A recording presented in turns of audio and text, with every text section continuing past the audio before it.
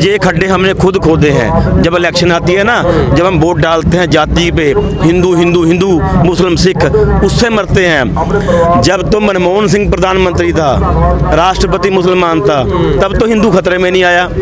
अब ये तो कहता है मैं बहुत स्ट्रांग प्रधानमंत्री हूँ, अब हिंदू खतरे में कैसे आ गया? जहाँ इलेक्शन होती है वहाँ दंगे क्यों हो जाते हैं? हिंदू मुस्लिम के दंगे क्यों होते हैं? दिल्ली में इलेक्शन थी, वहाँ दंगे क्यों हुए? अब बंगाल में देखना, बंगाल में रोज मर्डर हो रहे हैं। क्यों हो रहे हैं? क्योंकि ये वहाँ भी ममता बनर्जी को हराना चाहते हैं। ये तो ये कह रहे हैं अगर भारत में रहना है तो मोदी मोदी कहना है।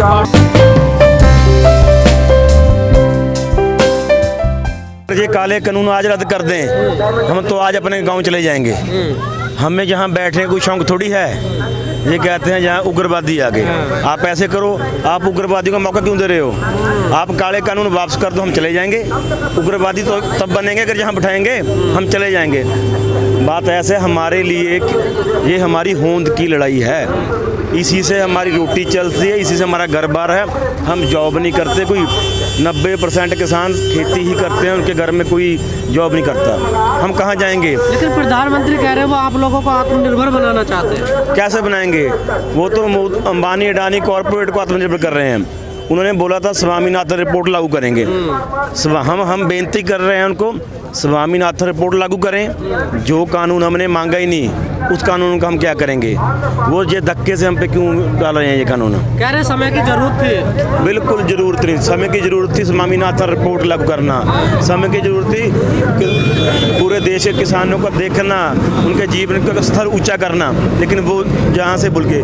अगर वो कहते हैं कि ये किसान मेरे हैं, मैं सभी का सोचता हूँ। वैसे तो वो कहते हैं कोरोना है। सर आप यूथ हैं, सारी चीज़ों को समझ रहे हैं। पूरी दुनिया में उदारीकरण का दौर चल रहा है, जो पूंजीवाद जिसे हम कहते हैं।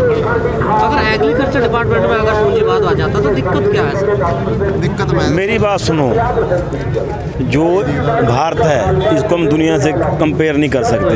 भारत का अगर कोई बात करनी है, बिना खेती से भारत अधूरा है। इसकी बिना खेत और किसान के बिना भारत की हम बात नहीं कर सकते। दूसरे देशों में क्या हाल है? उन देशों के नेताएं बहुत अच्छे हैं, यहाँ सभी बिकाऊ हैं, सभी करप्ट हैं। जो सत्ता में आ गया वही कहता है।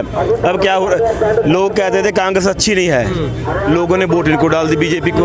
अब बीजेपी क्या कर रही है? बीजेपी तो ये कर रही है, जो इन्होंने जो कानून लागू कर दिया, अगर तो मान गए फिर तो ठीक है। अगर वो कानून हम नहीं मानते तो हम देशद्रोही हैं। लेकिन आज तक जो भी प्रोटेस्ट बीजेपी के खिलाफ हुआ है, जो भी कानून लेके आए हैं, इन्होंने क्या किया?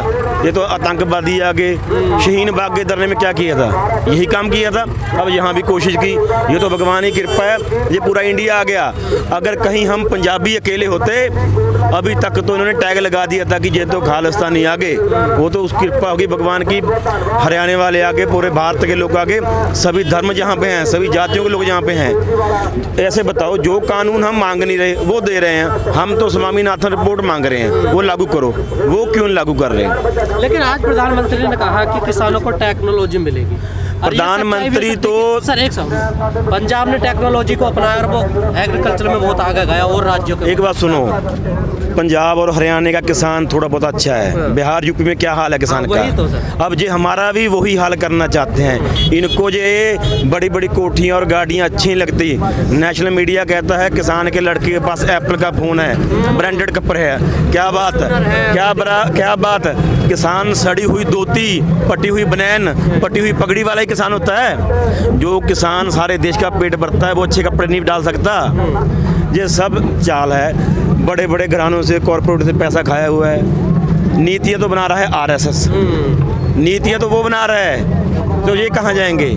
इनकी कोई कुछ नहीं। और ये खड्डे हमने खुद खोदे हैं। जब इलेक्शन आती है ना, जब हम वोट डालते हैं जाति पे, हिंदू हिंदू हिंदू मुस्लिम सिख, उससे मरते हैं। जब तो मनमोहन सिंह प्रधानमंत्री था, राष्ट्रपति मुसलमान था, तब तो हिंदू खतरे में नहीं आया। अब ये तो कहता है मैं बहुत स्ट्रांग प्रधानमंत्री हूँ, अब हिंदू खतरे में कैसे आ गया? सरकार है तो हिंदू खतरे में। देखो, जमीनी स्तर पर कोई झगड़ा नहीं, हिंदू मुस्लिम सिख सब इकट्ठे हैं। लेकिन इन चमगिद्दड़ों ने ये करवाते हैं। जहाँ इलेक्शन होती है वहाँ दंगे क्यों हो जाते हैं? हिंदू मुस्लिम के दंगे क्यों होते हैं? दिल्ली में इलेक्शन थी, वहाँ दंगे क्यों हुए? अब बंगाल में देखना, बंगाल में रोज मर्डर हो रहे हैं। क्यों हो रहे हैं? क्योंकि ये वहाँ भी ममता बनर्जी को हराना चाहते हैं। ये जम्मू कश्मीर गए, पहले पीडीपी के लोग आतंकवादी थे, आज भी आतंकवादी है। जब इनसे अलायंस हो गया, सरकार गठबंधन में बन गई, तो पीडीपी क्रांतिकारी पार्टी बन गई थी। ये तो ये कह रहे हैं अगर भारत में रहना है तो मोदी मोदी कहना है। लेकिन सब इतनी चीजें जब जनता जानती है तो आखिर ये वोट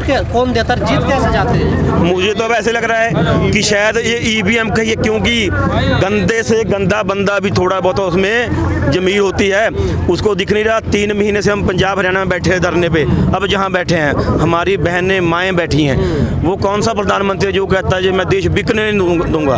वो अंधा थोड़ी है, वो नाचता फिर रहा है, पार्टियों फिर रहा है, उसको दिख नहीं रहा। इतनी ठंड में जहाँ लोग मर रहे हैं, किसी को शौक नहीं, हमें यहाँ आने का शौक नहीं। ये कहते हैं हम आतंकवादी हैं, हमारे कानून वापस करो, ये आतंकवादी आज ही चले जाएंगे अपने गाँव में, हम जहाँ क्या करेंगे?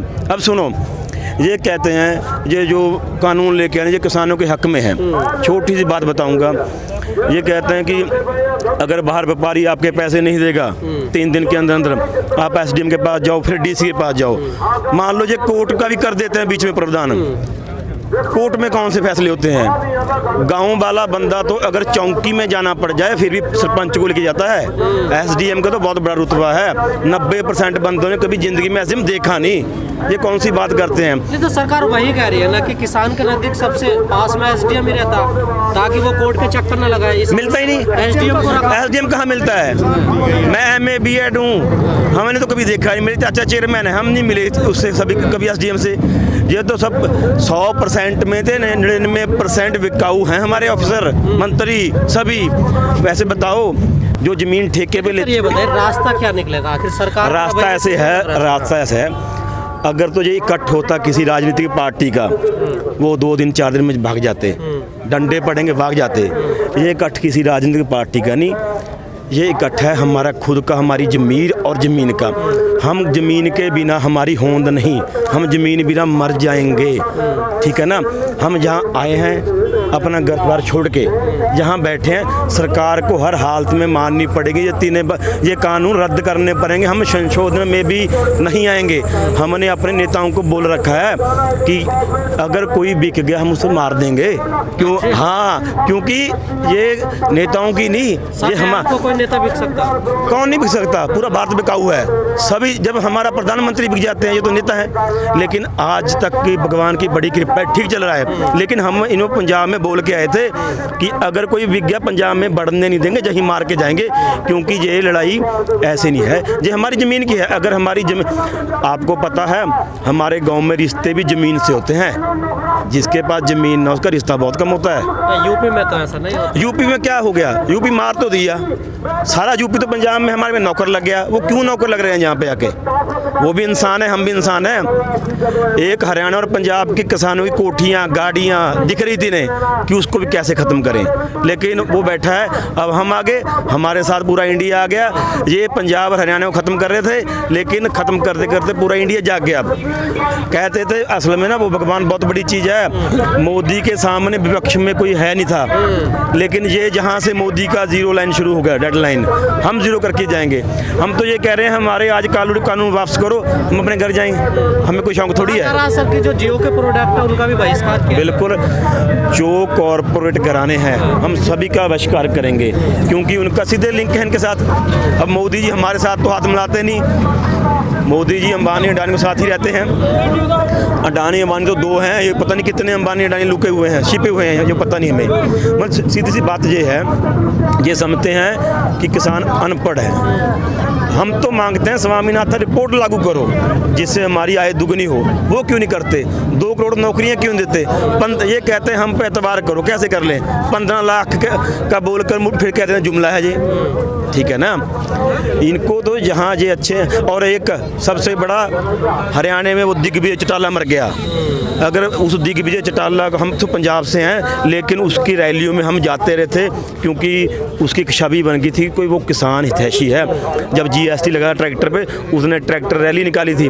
हम कुरुक्षेत्र एरिया में जाते रहे हैं उसके समर्थन में। लेकिन अगर आज वो इनकी सरकार तोड़ देता कितना अच्छा होता। लेकिन आज वो पता नहीं इनकी कौन सी चाबी पकड़ ली, उसको ख़त्म भी कर दिया और हिलने भी नहीं दिया।